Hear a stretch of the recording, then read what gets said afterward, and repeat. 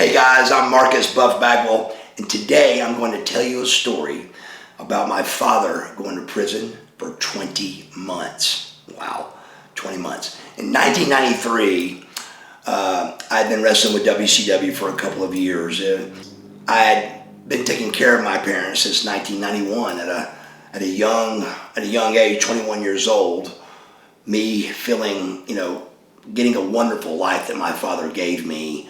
And mother, I wanted to help them out, and they were broke. They were broke, and so I felt like it was my time to help take care of them. They gave me a wonderful life, man, for a long time, and I felt like I wanted to help them out too. So I just hired my mother this is my mother's idea from running a major company for a long time, and so I got a corporation called the Real Buff Inc.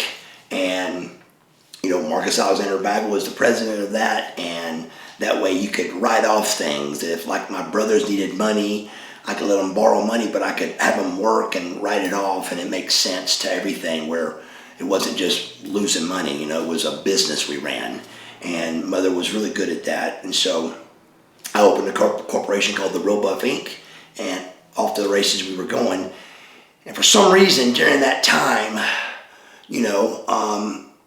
$100,000 a year is a lot of money, and that's what I was first making at WCW. But again, I'm on the road. It's my money and all that. So it wasn't like I could buy my house and a car and all that. I just did the best I could. I can't quite remember what happened, but we just kind of started falling apart a little bit as a family because of just the situation. Money was stressed and strapped, and my brothers were kind of mad at me, I feel, because I'm getting money. I'm getting, money that I'm earned, but still I'm succeeding in life, and they're failing. And it was just a bad time for them. Both my brothers now are rolling, and they do really well with what they do with cars.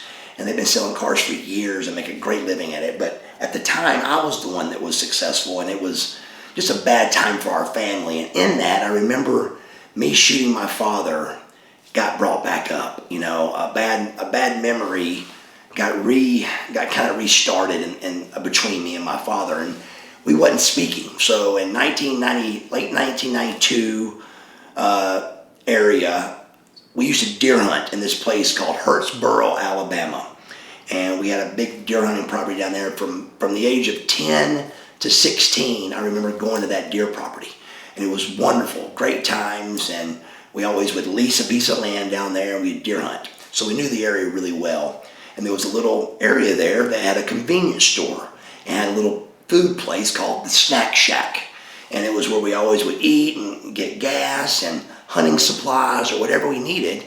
And so years later, we deer hunted in the 70s and 80s there. Well, 1992, my brother buys the store down there.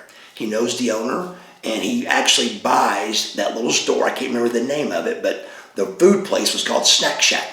And my mother, of course, is really good at what she does, so she was helping Steve get down there, and he was running a successful business in Hurtsboro, Alabama. And it couldn't have been much more than about a year. It was a lot. It was not doing as well as everybody thought, and he was having to live down there in a camper away from his family, and it just got to be a lot. And I remember my brother said, I'm done. What are we going to do? And my mom and dad decided to move down there. So my mom and dad probably at 60, I'd say, late 50s, early 60s, they moved to Hurtsboro, Alabama, and I mean, they move. And they moved into a really cute little house with a tin roof, but it was beautiful. It was a really southern home, but they had enough room for all their stuff to go inside of it. It was like a really jam-packed little house, but they had all their stuff. And my father still had all of his guns. I mean, my father probably had 400 rifles, and I bet you 300 of them had never been shot. He had the boxes to every one of those guns. Every one of them. He had the original box, and we thought he was crazy for that, but nowadays, as people know, if you have the box to something like a Rolex or anything, it's worth more money. So he was really big on that. Every year we had to wipe those guns off and keep them clean, and they were locked up. You couldn't get to them. Well, times got rough when he was down there, and they were trying to make this thing go. So he started selling his guns, and this was his love. This was his love and joy, his weapons, and he was having to sell them. And in the middle of selling these things, I'm up in Atlanta, Georgia, working for World Championship Wrestling, trying to make a living for myself, and staying in touch, but not a lot. We had really fell apart during this time. And I remember it was 1993, and I just knew that they were surviving, but barely, and I was still doing what I could when I could, money-wise. I think all the boys were, and I get the call that my dad was in trouble. So when it finally came down on him, they had come in, an undercover agent came in and bought a silencer he had.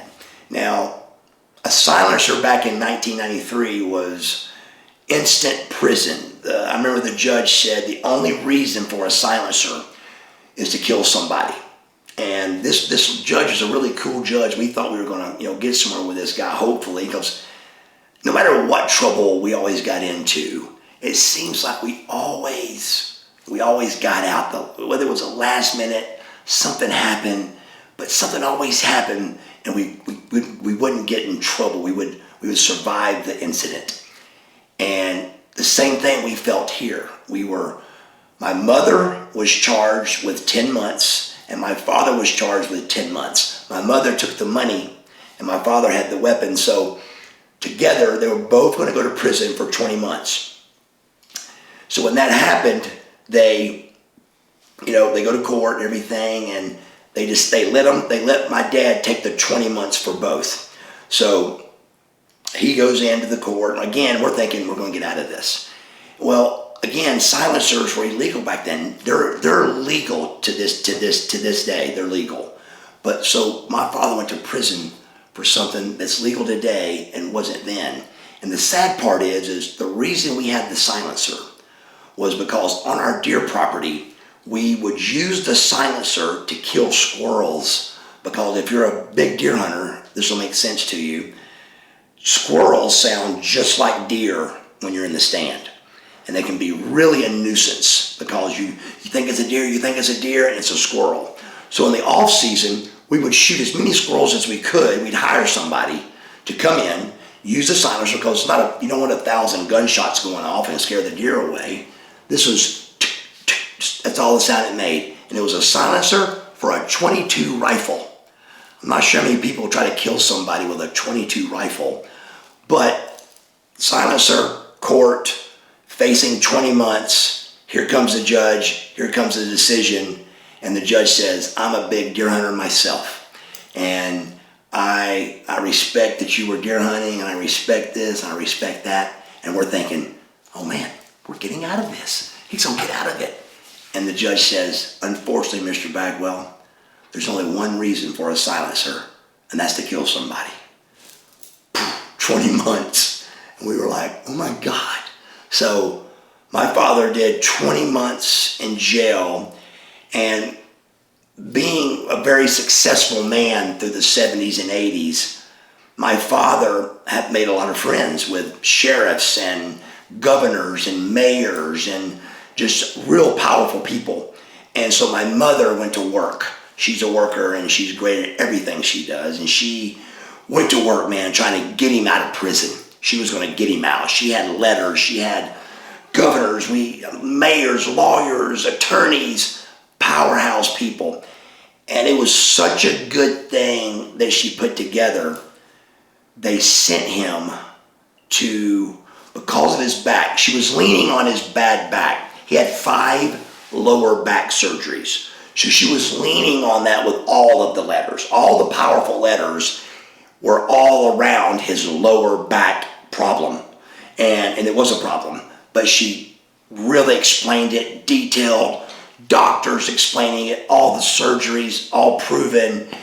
And all it did, unfortunately, was when they saw it, they put it in the computer, and it put him in Fort Worth, Texas, at a federal prison for 4 months. My father, that had a silencer on a gun, that's never been to prison in his life, don't even have a felony, he goes to Fort Worth, Texas. Look up on your computer, Fort Worth, Texas. It's one of the hardest prisons in the nation.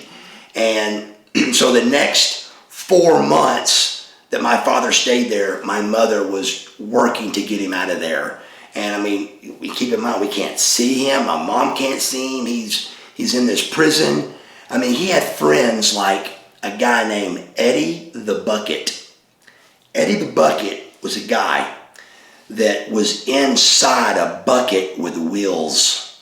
He was cut in half from gunshots in a gunshot war. And he was in a bucket, and he would just poop and pee in this bucket and wheel himself around. And Dad said his arms were huge. He was real muscular from up here, but it was suspenders and a big bucket with wheels on it, and he rolled around. And they would just take him out of that bucket and put him in another bucket. That was one of my father's friends at Fort Worth, Texas. It was crazy. He's eating food with murderers and rapists, and it was I'm not sure how they rated it back then, but a 4-star, whatever you want to call it. This was a horrible prison, maximum security prison, federal prison. So the next 4 months he was there, my mom was trying to get him out, and it took her 4 months of pulling every string she had. She finally got him to a minimum security prison at Maxwell Air Force Base in Montgomery, Alabama. He came there and did the rest of he did 16 months there. We go visit him a lot, and hang out with him as much as we could, but Mother was there every weekend. And again, we were coming off not really speaking, but this kind of brought us back together, and was able to, see him again. So I'd go to church services on Sunday and see him on Sunday, and I would speak at the church sometimes. And, I was becoming a big star at WCW.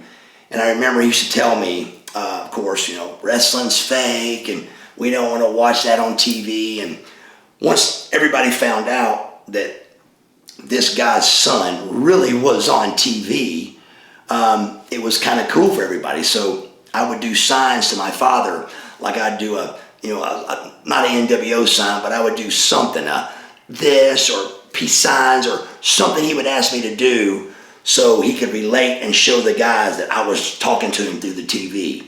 And man, when that happened, he became the best thing at that place, and it really made the rest of his time there a lot better with me being on TV as a wrestler and being a star. It made it a lot better for him.